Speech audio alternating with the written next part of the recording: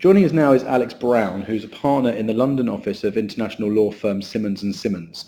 Alex is a partner in the firm's Information, Communications and Technology group. Alex, thank you very much for joining us. My pleasure.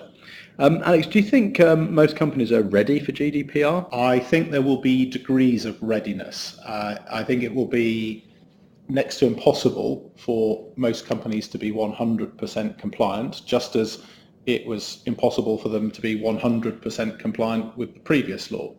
So right. Some companies will just be more compliant than others.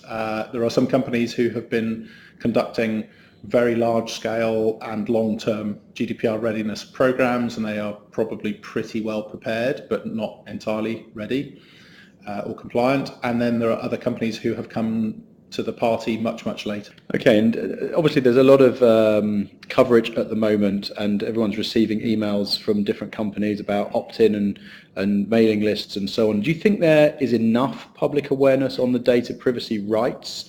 Do you think companies should be expecting a deluge of requests from people exercising those rights after the 25th of May?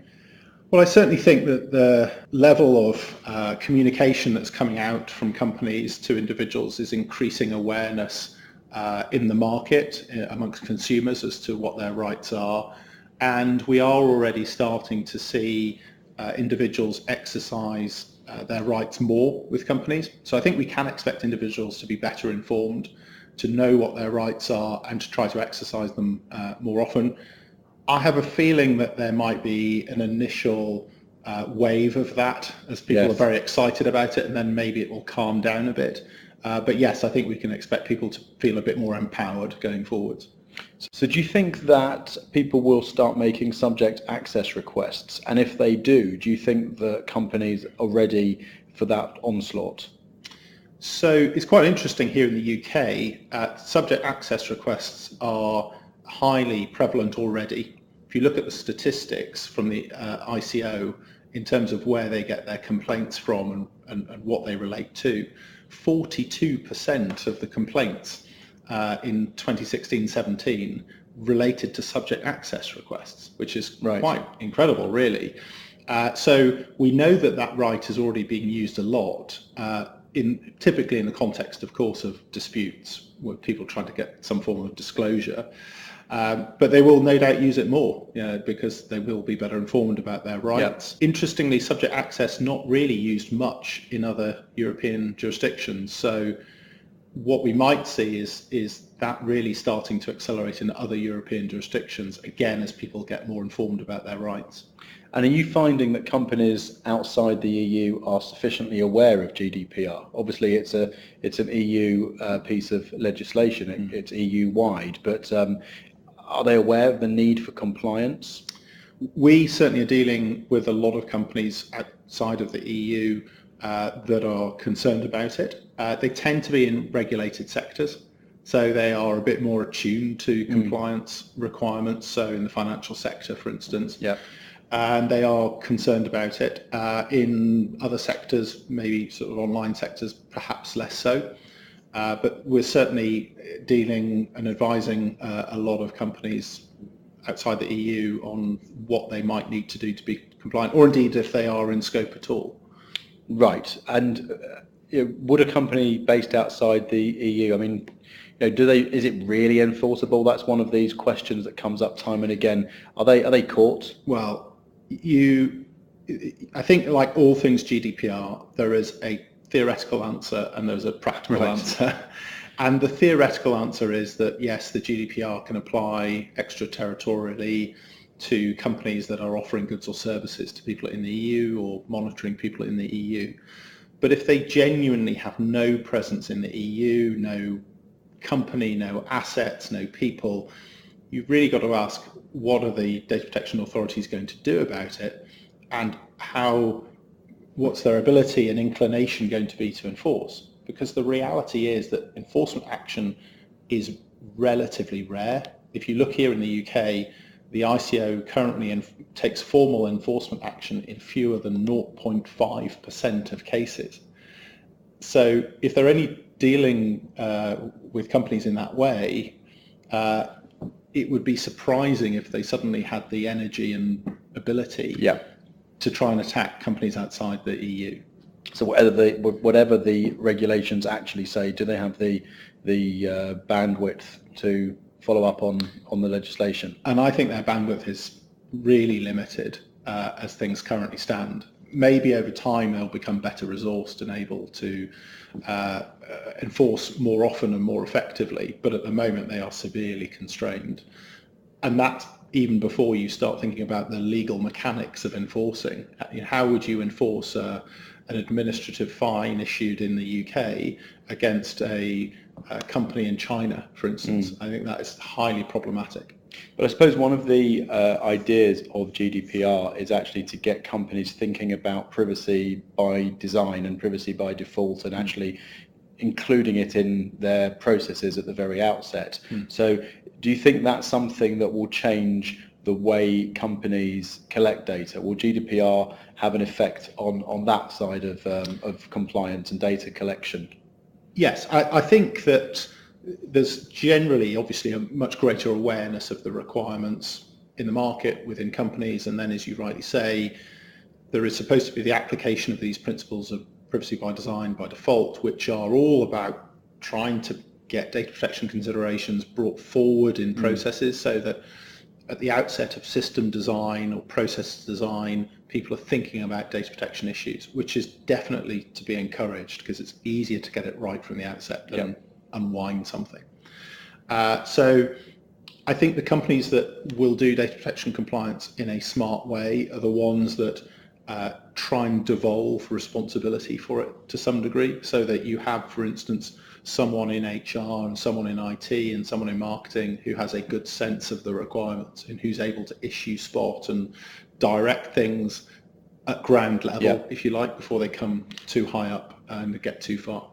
So not to leave all the responsibility at the desk of the data protection officer or the head of compliance. Yeah, absolutely. I think it's really important that this is dealt with in a multidisciplinary fashion. And the companies that we advise that I think do it well are the ones that have multidisciplinary information governance committees or forums, or whatever you want to call it, where there is a cross-functional review of new projects or new proposals to share data with third parties or whatever it may be, because I think that means that things get escalated more quickly and reviewed more quickly, which is good from a business sense as well, because it means you're not wasting time and effort on projects that actually shouldn't proceed.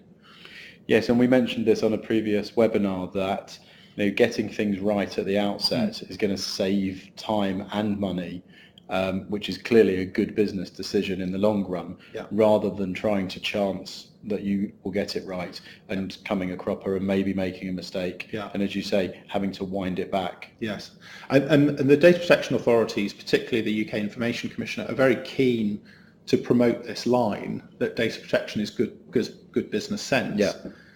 And I think probably that will increasingly be true, because it is part of the sort of trust equation that consumers will have in relation to businesses that they're dealing with. How those businesses deal with their data will, I think, start to become an important component of the consumer's buying decision. Yes, and as you say, that it's weighing up the rights of the consumer against the organisation's business interests, and that works both ways. Your ability to market to a potential customer or an existing customer weighed against their privacy rights is the balancing act that the GDPR is asking businesses to make. Yeah, I think that's absolutely right. The GDPR doesn't shut down sensible business activities, and what I often find myself saying to clients is actually an awful lot of this is just common sense. Yes, the rules are fiddly and there's some difficult components to them, but actually you can go an awful long way by just applying some basic common sense and also thinking about, well, what if it was my data? How would I feel about it? That's quite a good rule of thumb, actually. I think that sounds like a really, really sensible idea. How would you do it if it was you? So flipping that around for a second then, Alex, what's your opinion of something that companies are not getting right at the moment about GDPR? I think the one big thing that I see people getting wrong time and time again is the interaction between GDPR and the marketing rules. because there's an assumption in the market that you can only communicate with people going forwards if they have positively consented to receiving emails or SMSs or whatever it may be. But that is just not necessarily right. It's an oversimplification of the requirements, basically. It's a very conservative application of the requirements, because actually the marketing rules are not contained in the GDPR. They're contained in a different set of rules that have been in place for 15 years and actually aren't changing as a result of the GDPR. But there is an assumption that because the GDPR changes the nature of consents that you've got to obtain, and consents must be actively given, that means there must be consent for everything. Well, that isn't true. If I'm a customer of yours, you are entitled to send me emails, to send me SMS messages on an opt-out basis. And that also means that when you sign me up as a customer and I sign up online and there's a checkbox that says, would you like to receive marketing messages? Because I'm going to be a customer and you can send me emails on an opt-out basis, you can have that box pre-checked. That is a perfectly compliant thing to do. But the market generally is confused that and assumes that you've got to have consent for everything. Do you think it's confusion, or do you think it's caution, or is it a lack of awareness of perhaps the other conditions that you could apply to processing data? I think it's a variety of things. I think there are definitely companies that are confused. I think there are companies who are deliberately taking a very conservative approach because they think, well, this is the way that the market's going to work going forwards, and we want to be seen as establishing real trust amongst our customers, and we don't want anyone to think that we are playing a bit fast and loose, even if it's entirely compliant. I also think there are companies whose data quality is poor, and actually they don't necessarily know if you are a customer or a previous customer, and therefore, because they can't definitively say that they can market without your consent, they have to apply a more stringent rule to the whole of their marketing base. So taking a sort of a very cautious approach and a broad brush of getting rid of everybody, or making sure everybody opts in. There's going to be companies that pretty much wipe out their entire consumer databases then, aren't there? I think it's a very risky manoeuvre, because all the statistics that you see suggest that the percentage of people that will proactively opt in to receiving marketing is really low. I mean, you are talking low 20% compared to opt-out rates of sort of, maintaining 70-80% of your base if you worked on an opt-out basis. So you are significantly cutting down the audience that you're reaching. There is an argument to say, well, at least the audience you're reaching is engaged and wants to hear from you. That's an argument I hear quite often. But the problem with that is, at the moment, when you're receiving 20 of these emails a day, actually you're going to get lost in the noise, and I think most people are just deleting this stuff out of their inbox as fast as it comes in. Yes, I think that's right. And it's interesting, as GDPR develops and as awareness increases, both from the consumer side and also from the company's side, do you think there's going to be a backlash against GDPR and the way data privacy has evolved, or do you think these rights, these increased protections for consumers are here to stay? Gosh, I suppose you could look at the backlash in a couple of different ways. You could look at sort of backlash from consumers against companies where they think that their data is being misused, and of course we saw that recently with Facebook and the whole Cambridge Analytica affair, where there was a lot of negative press about Facebook and their share price dived, and and that had an impact on the company, a pretty short-lived impact, I think, on their share price, frankly. So there's no sense that crippled them or did anything really significant to their business, but certainly it was a bit damaging. So I think we might see that more often, and I think there are certainly consumer rights groups in the market who are interested in stirring that up. In terms of backlash from companies against GDPR saying, look, this is all a bit too much, I don't know. I have a feeling this is here to stay. This is the sort of new normal, and I'm afraid companies will just have to accept it and try to apply the rules in as common sense a way as possible. I do think the regulators are reasonably pragmatic. You know, they're not going to expect everybody to comply with absolutely everything. They are going to pick their battles. They're going to focus on the really big issues like data security, like spam marketing campaigns and the like, so that people shouldn't excessively worry about sweating the small stuff, I think. Okay, so if you were the data protection officer of a company, and you've come into the office today and you've just found out that GDPR is coming into force tomorrow, apart from perhaps going home, what would be the first thing that you would be doing? I think there are two things that are your primary focus. They are the stuff that attracts enforcement risk and reputational damage, and then there's the stuff which is your public face of privacy compliance. So the stuff that attracts enforcement risk and reputational risk is data security. Okay. So you review your data security practices, you review your practices associated with handling an incident and make sure they are as good as you can make them. And then in terms of the public face of compliance, I think that's all about transparency. What do you tell individuals about how you use your data, use their data rather, and is that GDPR compliant? Have you told them the 13 or 14 things you've got to tell them? And that's, I think, important for two reasons. One is it's just a very obvious indicator of whether you're getting it right or not.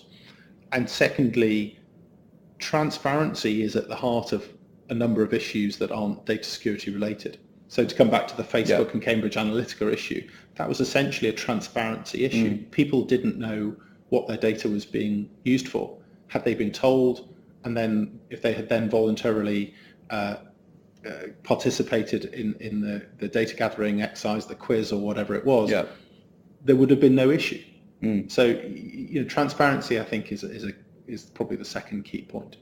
Okay, so it's transparency and also sort of making sure that consumers are aware of what's happening with the data. So the need for things like data audits, impact assessments, and so on. Obviously, you just highlighted the two things that you would do as priorities. But what kind of effort do you think companies should be putting into those processes at this stage? I think that is all good stuff. I mean, it obviously depends how much resource you have to apply to these exercises. It is important to not only be compliant, but to be seen to be compliant. You have to be able to demonstrate your compliance. So what does that mean? Well, of course, you should have a policy that tells people what to do and what not to do. You should have proper training of staff so that they understand that, because they probably won't read the policy. And then privacy impact assessments, yes, of course, you should do them for high-risk processing because that's the legal requirement to do. But in reality, you will do it and then it will probably sit on the shelf unseen by everyone other than the data protection officer, or in a sense that's your hope, because it means that nothing's gone wrong. So important to do it, but it's probably towards the end of the list. Certainly in terms of reviewing existing processes, I think a lot of our clients are putting in place privacy impact assessment processes and working out how they're going to be done and when, but doing them on a going forward basis, as opposed to delving into all the things they're doing.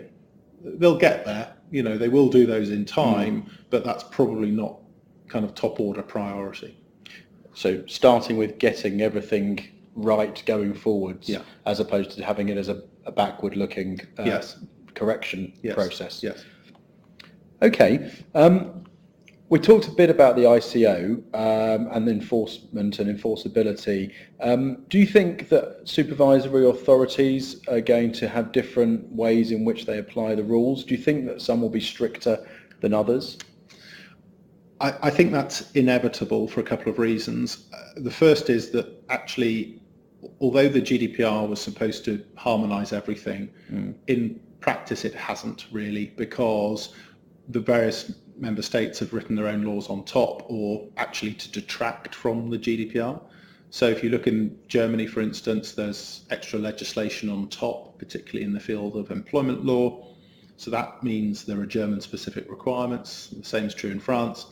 Here in the UK, we've done the opposite, actually, where our new data protection law will provide for more exemptions and detractions from the GDPR.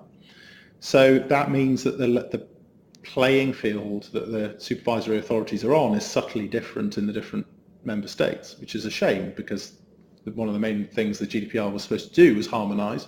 Right. So that's one reason why they'll operate in a slightly different way. And then secondly, I just think that they just inherently have their own interests. What the ICO thinks is a big issue is not necessarily entirely what the German data protection authorities think is a big issue.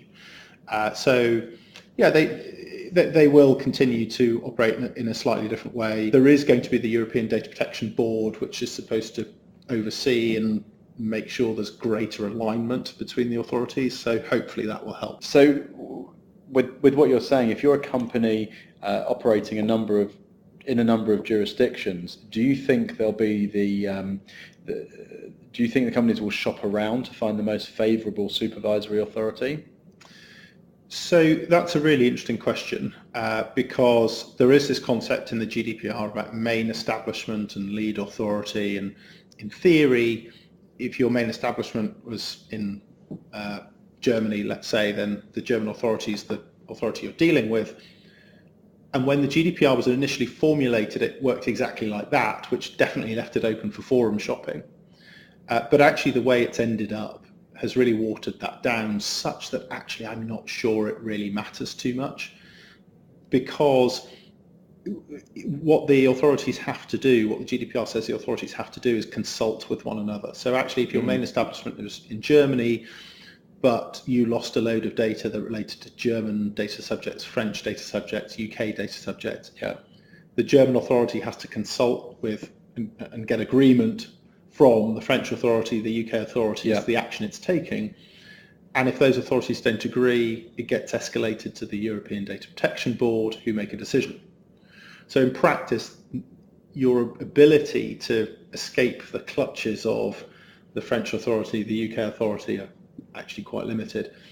And indeed, if the issue only relates to, say, France, in my example, the German authority will cede control of that enforcement to the French authority.